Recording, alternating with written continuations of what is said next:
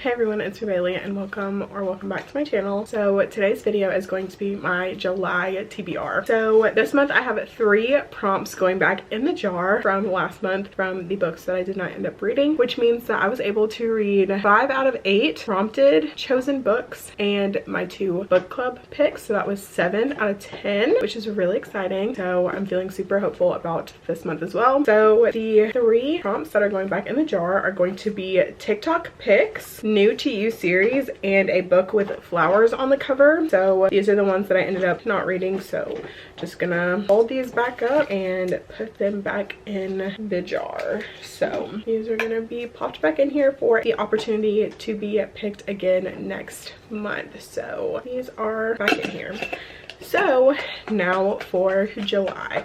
I feel like I'm gonna have a lot of success in July. I'm feeling like July is going to be a really big reading month for me. So I'm super excited to be picking the books. So I did want to touch on my book club's book for the month of July. So I do host a book club on Fable, and our book club pick for the month of July is Do What Godmother Says by L.L. Stratton, I think is the author. I will pop a picture up of the book, but this is a like mystery horror type book that I am really excited to be reading in July. So if you are not a part of my book club and would like to join and read this book with us this month, it will be in the description. It is completely free to join, so hopefully I will see you there. And then also too, I have my book club with my friends in real life, and we actually have not met yet. We're not meeting until the 12th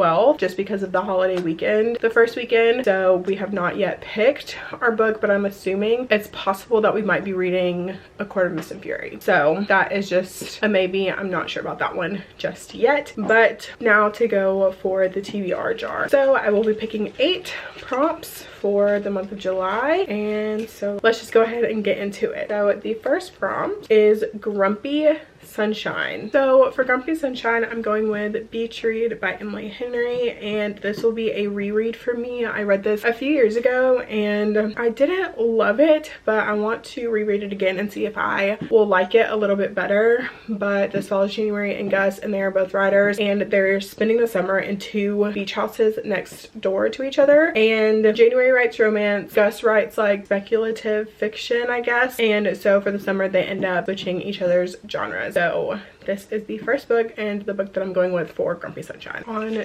to pick number 2. Pick number 2 is Green on the Cover. So for Green on the Cover, I'm going with The Paradise Problem by Christina Lauren. This is their most recent release, and I got this through Book of the Month in May, and I'm definitely interested to read this one. I didn't love The Unhoneymooners, so I'm definitely interested to see how I'm gonna feel about this one. For me personally, Christina Lauren is pretty hit or miss, so I'm definitely interested to see what my thoughts are gonna be on this book. On to pick number 3. Book number 3 is a book that has been recommended to me. So for a book that has been recommended to me, I'm going with The Serpent and the Wings of Night by Carissa Broadbent. And I feel like at this point this book has been recommended to me by so many people, but I am super excited to read this book. I believe it has vampires and it's fantasy romance, so I'm super excited to hopefully get to this one in July. On to pick number 4. Pick number 4 is a 5-word title. So a book with a 5-word title, I'm going with Meet Me at the Lake by Carly Fortune. I have heard very mixed things about this book, but I'm definitely interested to see if I'm going to like it. So this will be the book for this prompt, and hopefully I can get to it in July. I feel like so far this TBR is very summer book heavy. On to pick number 5. Pick number 5 is a young adult book. For young adult book, I'm going with Caraval by Stephanie Garber. This is the first book in the Caraval trilogy,